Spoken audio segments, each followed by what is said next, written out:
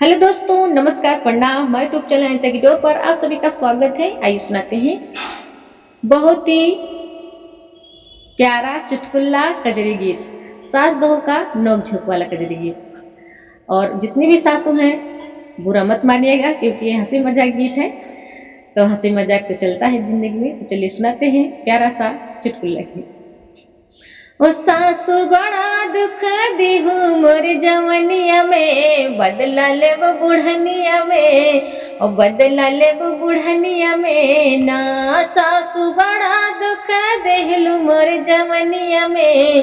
ओ बदला लेब बुढ़निया में, बदला लेब बुढ़निया में ना, सासु बड़ा दुख देहलू मोर जवनिया में। ओ बदला लेब बुढ़निया में, बदला लेब बुढ़निया में ना। ओ हमारी मैया गरियाओ, हमारे बपई गरियाओ, हमारी मैया गरियाओ, हमारे बपई गरियाओ। और हन देहे बाटो खूब भरी जवनिया में, ओ बदला लेब बुढ़निया में ना। और हन देहे बाटो खूब भरी जवनिया में, ओ बदला लेब बुढ़निया में ना, सासू बड़ा दुख देहलू मोर जवनिया में। ओ बदला लेब बुढ़निया में, बदला लेब बुढ़निया में ना। अपन घर अंगना लिपवाओ, हमसे बर्तन खूब मंजवाओ। अपन अंगना लिपवाओ, हमसे बर्तन खूब मंजवाओ। और चूल्हा रोज रोज पताओ भरी जवनिया में, बदला लेब बुढ़निया में ना। चूल्हा रोज रोज पतवाओ भरी जवनिया में, ओ बदला लेब बुढ़निया में, बदला लेब बुढ़निया में ना। सासू बड़ा दुख देहलू मोर जवनिया में, ओ बदला लेब बुढ़निया में, बदला लेब बुढ़निया में ना। ओ सासू बड़ा दुख देहलू मोर जवनिया में, बदला लेब बुढ़निया में, बदला लेब बुढ़निया में ना। मसाला सिलिया पे पिसवाऊ, खाना तीनों जुन बनवाऊ।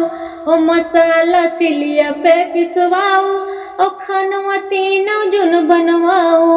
ओ खाना खटिया खटिया देवाऊ भर जवनिया में, बदला लेब बुढ़निया में ना।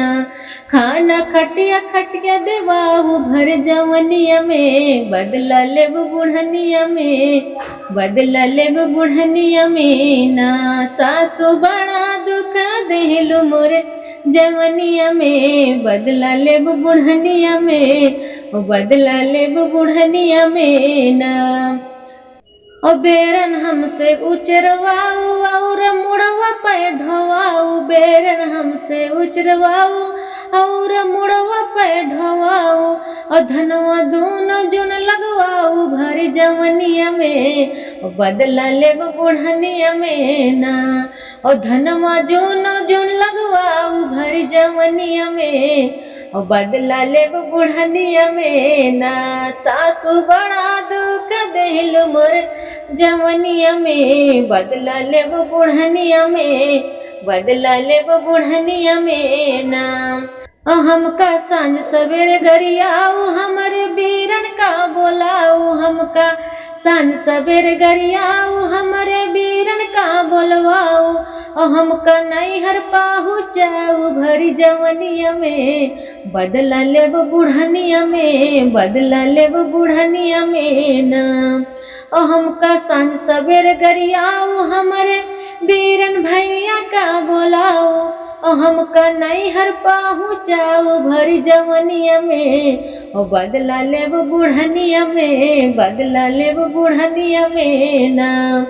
सासू बड़ा दुख देहलू मोर जवनिया में, बदला लेब बुढ़निया में, बदला लेब बुढ़निया में ना। सासू बड़ा दुख देहलू मोर जवनिया में, बदला लेब बुढ़निया में, बदला लेब बुढ़निया में ना। तो आगे चलिए सुनाते हैं प्यारा सा गीत। अब तो मायके पहुंची गई है, तो उस पर का गीत आप लोगों को सुनाते हैं। कैसा लगा कमेंट करके जरूर बताइएगा, और पसंद आया तो लाइक शेयर करिएगा आप लोग।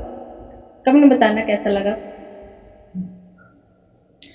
अब के सावन सावलिया तोहका नैहर बोलाऊ बैना कि अब के सावन सावलिया तोहका नैहर बोलाऊ बैना कि तोहका नैहर बोलाऊ बैना अब के सावन सावलिया तोहका नैहर बोलाऊ बैना तब तो कहा हम बागम मिलब तब तो कहा हम बागम मिलब हमका पात पात भरमाया तोहका नैहर बोलाऊ बैना कि हमका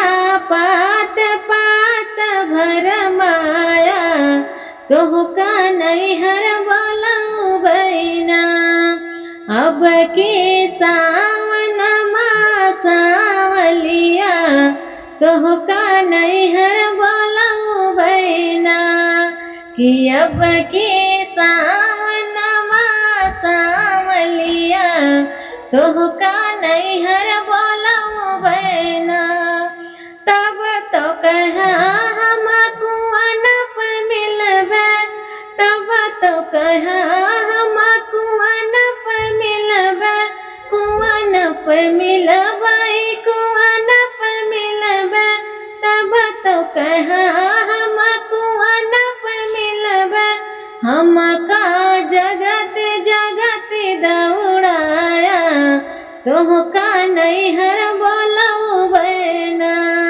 कि हमका जगत जगत दौड़ाया तोहका नैहर बोलाऊ बैना अब के सावन सावलिया तोहका नैहर बोलाऊ बैना कि अब के सावन सावलिया तोहका नैहर बोलाऊ बैना तब तो कहा हम महल पे मिलबे तब तो कहा हम महल पे मिलबे महल पे मिलबे अदू महल पे मिलबे तब तो कहा हम महल पे मिलबे हमका खिड़की खिड़की झकाया तोहका नैहर